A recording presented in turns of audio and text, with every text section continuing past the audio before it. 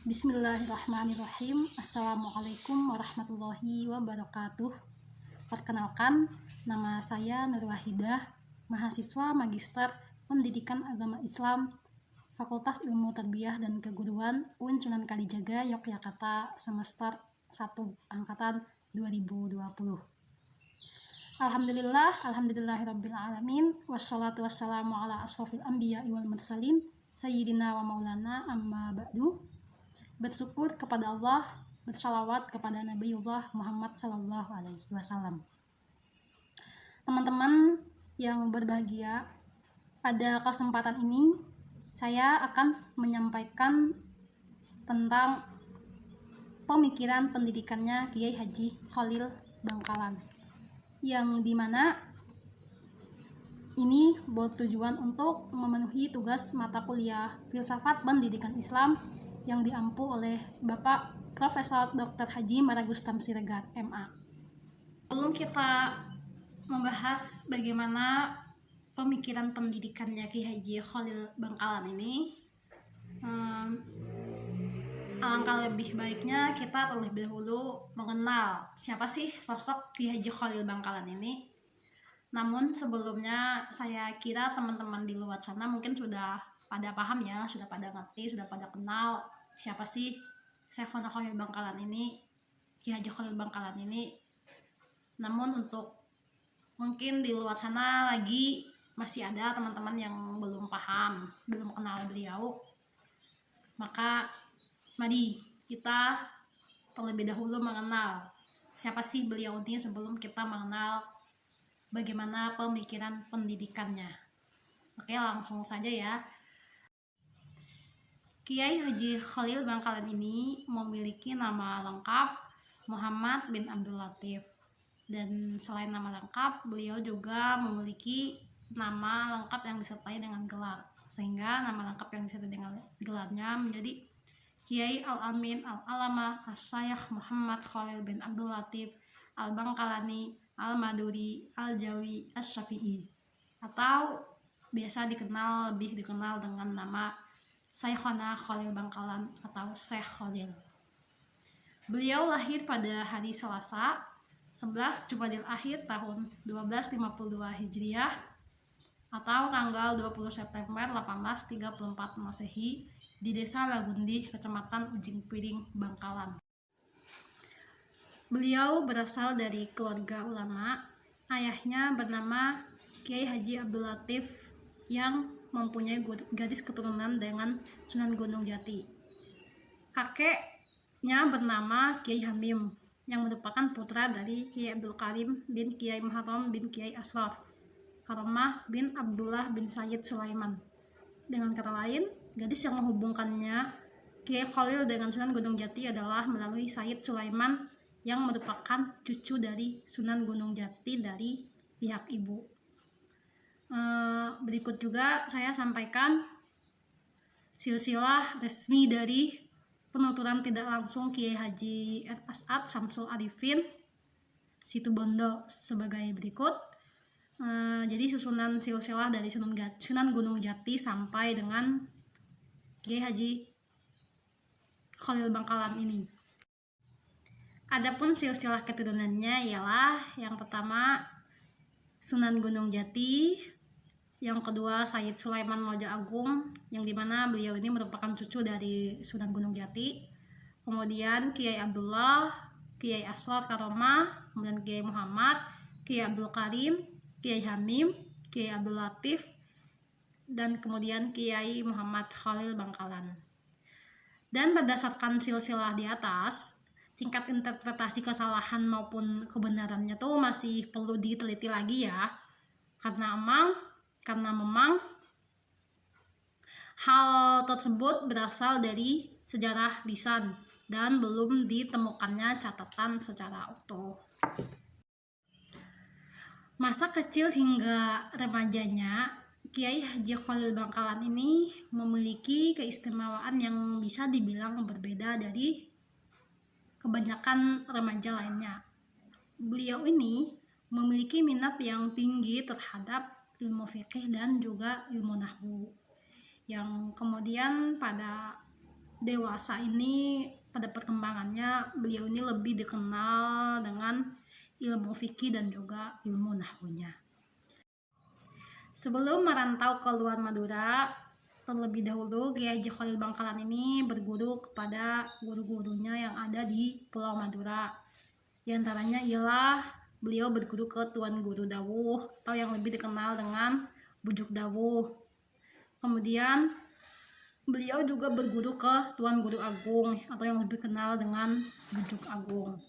Nah, setelah itu Kiai Haji Khalil ini mendatangi pesantren-pesantren dari pesantren satu ke pesantren lainnya. Untuk apa? Untuk belajar ilmu agama. Pesantren-pesantren yang beliau datangi ialah pesantren Bungah di Gresik, asuhannya Kiai Soleh, pesantren Langitan, Tuban, asuhan Kiai Haji Muhammad Nur, pesantren Cangan Bangil, kemudian pesantren Darussalam di Pasuruan, kemudian pesantren Safi'iyah di Banyuwangi, dan pesantren-pesantren lainnya. Nah, dengan beliau mengunjungi beberapa banyak pesantren ini, hal itu memperkuat jaringan intelektualnya beliau. Petualangan intelektual Kiai Haji Khalil Bangkalan ke beberapa pesantren di Jawa Timur tersebut menunjukkan bahwa beliau ini merupakan seorang santri yang haus akan ilmu dan terus berproses untuk menjadi manusia yang bermanfaat bagi diri sendiri, terutamanya bagi keluarga, bagi masyarakat, bagi bangsa, agama, dan juga negara, seperti itu. Setelah berguru kepada guru-gurunya yang di Madura dan juga berguru ke beberapa pondok pesantren yang ada di Jawa Timur, dan setelah mendapat restu dari guru-gurunya, akhirnya Kiai Haji Khalil Bangkalan ini memutuskan untuk melanjutkan studinya ke Mekah Al-Mukarramah pada sekitar tahun 1859 Hijriah. Ketika di Mekah, beliau ini mempelajari banyak ilmu agama pada ulama Nusantara yang bermukim di sana. Di antaranya ialah Syekh Nawawi Al-Bandani, Syekh Umar Khatib Bima, Syekh Ahmad Khatib Sambas, dan Syekh Ali Rahbini. Selain mempelajari tentang ilmu eksoteris seperti tafsir, fikih, dan ilmu nahwu, beliau juga mempelajari ilmu esoteris ke berbagai guru spiritualnya. Beliau juga sering menulis karya-karya berupa risalah yang kemudian dijual seharga 200 riyal per kisah. Selain menjual karya-karya tulisnya, beliau pun sering membuat kaligrafi lalu menjualnya. Dan dengan cara inilah beliau mampu bertahan hidup dan memenuhi kebutuhannya di Mekah Al-Mukarramah, seperti itu. Kitab Terjemah Alfiyah, Sholawat Kiai Haji Khalil Bangkalan, kumpulan wirid Kiai Khalil Bangkalan, Kitab Al-Masnaf Asy-Syarif Al-Mulaqab bi Fathil Latif. Nah, tidak menutup kemungkinan juga karyanya beliau ini nih jauh lebih banyak dari apa yang saya sebutkan tadi, karena memang ada kemungkinan bahwa manuskrip beliau ini sudah tersebar luas. Kiai Haji Khalil Bangkalan ini meninggal di Madrasah Bangkalan tepat pada tanggal 29 Ramadan 1343 Hijriah. Atau tahun Masehinya itu sekitar tahun 1925 Masehi. Oke, tadi kita sudah membahas tentang bagaimana biodata dari Kiai Haji Khalil Bangkalan. Sekarang kita akan masuk ke pemikiran pendidikannya Kiai Haji Khalil Bangkalan. Oke, bagaimana sih pemikiran pendidikannya Kiai Haji Khalil Bangkalan? Jadi sebelum saya lanjut, di sini saya ingin tekankan bahwa sebenarnya pemikiran pendidikannya Kiai Haji Khalil Bangkalan ini lebih ke arah pesantren, karena memang perannya beliau dalam pendidikan di Indonesia ini adalah beliau merupakan ulama yang mendidik santri-santrinya itu dengan mendirikan pondok pesantren. Hidup di zaman penjajahan menjadikan kehidupan Kiai Haji Muhammad Khalil Bangkalan ini tidak lepas dari gejolak perlawanan terhadap penjajah. Salah satu bentuk perlawanan etik Kiai Haji Khalil Bangkalan atas ketidakadilan yang diterapkan oleh penjajah Belanda adalah mendirikan pesantren. Mendirikan pesantren merupakan cara yang paling efektif untuk syiar Islam dan membela hak-hak dasar bagi masyarakat di bidang pendidikan. Pesantren yang didirikan tidak hanya mendidik manusia pintar dan cerdas, tetapi juga jujur dan amanah dalam mengamalkan ilmu di tengah-tengah masyarakat. Menurut Kiai Haji Khalil Bangkalan, dalam bukunya Rifai yang berjudul Biografinya Kiai Haji Khalil Bangkalan, ada empat cara belajar yang bisa kita teladani. Itu yang pertama, ikhlas karena Allah Subhanahu wa taala. Ikhlas di sini maksudnya ialah beliau tidak peduli dengan pahitnya kehidupan saat itu. Karena yang beliau pentingkan adalah ilmu, dengan harapan Allah Subhanahu wa taala meridhoi ilmu yang beliau peroleh. Beliau dapat membuktikan keikhlasan itu ketika Allah Subhanahu wa taala menguji beliau dengan hidup yang serba kekurangan. Jadi walaupun hidup beliau ini serba kekurangan, jadi beliau ini tetap ikhlas gitu, mengharapkan ridho Allah Subhanahu wa taala. Jadi kita bisa mencontoh beliau untuk selalu ikhlas terhadap apapun keadaan dan kondisi kita. Kemudian yang kedua yaitu akhlak yang tinggi kepada Allah Subhanahu wa taala. Jadi ada sebuah cerita bahwa ketika beliau di Makkah, di tanah haram, beliau ini ketika mau buang air besar, beliau keluar dari tanah Makkah karena beliau beranggapan bahwa tidak sopan jika dia ini membuang air besar di tanah suci. Nah, hal ini menunjukkan betapa tawaduknya Kiai Haji Khalil Bangkalan. Dia yaitu cinta, hormat, dan patuh kepada guru. Jadi ada sebuah cerita.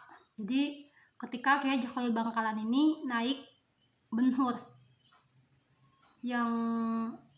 ketika di tengah jalan, beliau ini merasa kuda yang membawanya itu tuh merasa nggak enak gitu, ada perasaan tidak enak di hatinya. Nah, kemudian beliau menanyakan kepada yang punya benhur, itu kudanya dari mana ya gitu. Nah, dijawab sama yang pemilik benhur tersebut, itu kudanya dari NTB gitu.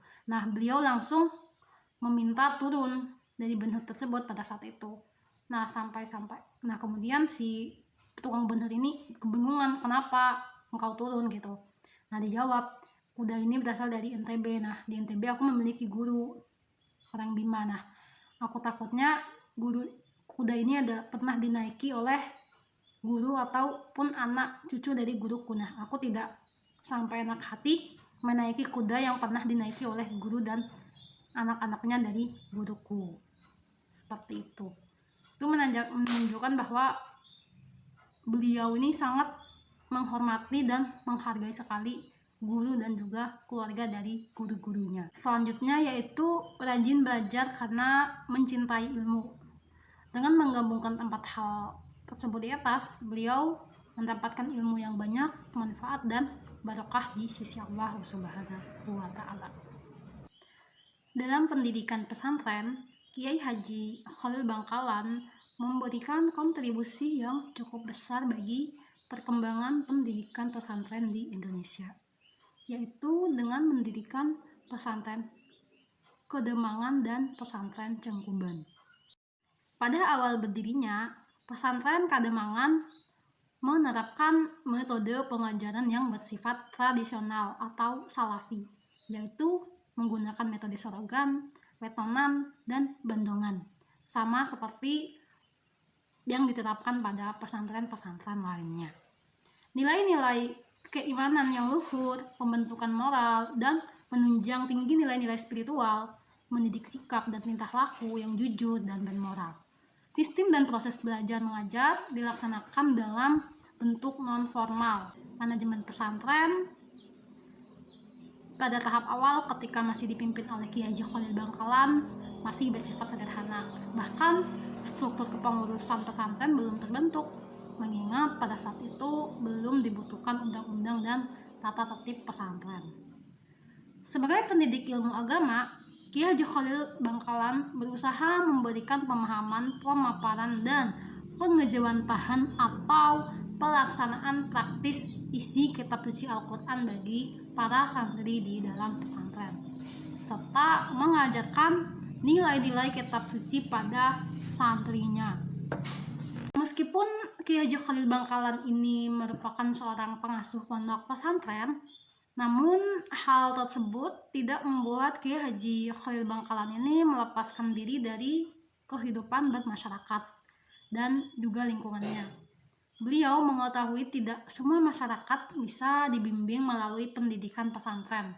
Hal itu dikarenakan tidak semua masyarakat tertarik untuk belajar ke pesantren. Untuk mengetahui hal tersebut, untuk mengatasi hal tersebut, Kiai Haji Khalil Bangkalan ini terjun langsung ke masyarakat dan menjadi intelektual organik. Dari sini dapat kita ketahui bahwa Kiai Haji Khalil Bangkalan ini selain sebagai pengasuh juga sebagai pendakwah, dan hal tersebut membuktikan juga bahwa Kiai Haji Khalil Bangkalan ini bukanlah kiai yang bertipe Kiai Ka'bah atau intelektual menara gading, yaitu asik dengan keilmuannya sendiri di dalam pesantrennya gitu. Selanjutnya, Kiai Haji Khalil Bangkalan juga banyak melahirkan ulama-ulama terkenal. Di antaranya yaitu yang paling terkenal, yang paling masyhur yaitu Kiai Haji Hasyim Asy'ari, pendiri NU, seperti itu ya. Kemudian Kiai Haji Abdul Wahab Hasbullah, pendiri pesantren Tambak Beras Jombang, Kiai Haji As'ad Samsul Arifin, dan lain-lainnya. Seiring dengan perkembangan zaman, pesantren yang dibangun oleh Kiai Haji Khalil Bangkalan ini selain bergerak di bidang pendidikan non-formal, juga bergerak di pendidikan formal. Hal ini bertujuan untuk membentuk santri yang beriman, bertakwa, dan berakhlakul karimah. Pendidikan formal yang ada di pesantrennya Kiai Haji Khalil Bangkalan ini ialah antara lain MTS Al-Ma'arif, SMA Al-Ma'arif, kesetaraan yaitu paket A, B, C, Sekolah Tinggi Ilmu Tarbiyah Syekhona Muhammad Khalil atau disingkat STITS.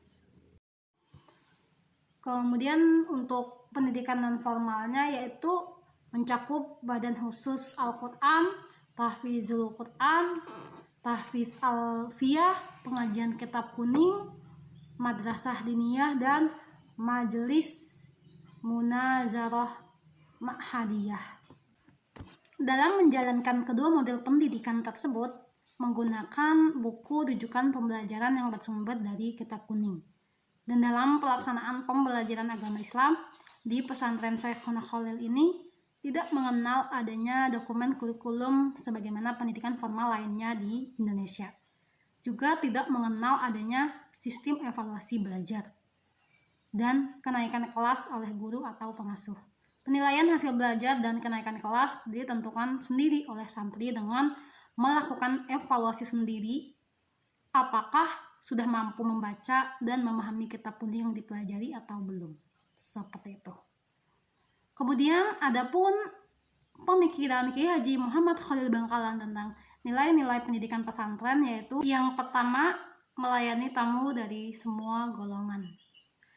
Dalam bukunya Difai dijelaskan bahwa selain disibukkan dengan urusan mengajar di pondok pesantren, Kiai Haji Khalil Bangkalan ini juga disibukkan dengan banyaknya tamu yang berdatangan ke rumahnya, baik dari kalangan bangsawan sampai kepada rakyat jelata, dan semuanya itu beliau terima gitu dan tidak membedakan, dan sikap beliau dalam menerima tamu itu tidak dibedakan, jadi sama saja gitu. Dan beliau ini siap dan selalu membantu masyarakat yang tamu yang datang ke rumahnya, seperti itu.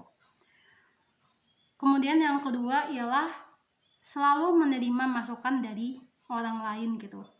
Jadi Kiai Haji Khalil Bangkalan ini mengajarkan bahwa kita tidak egois, tidak mementingkan kepentingan diri kita sendiri saja, tidak ego dengan apa yang kita pikirkan. Tetapi ketika ada masukan dari orang lain, kita harus selalu bisa menerima masukan tersebut gitu. Oke, selanjutnya yaitu tentang bagaimanakah relevansi pemikiran pendidikan Kiai Haji Khalil Bangkalan di era modern atau kontemporer sekarang ini.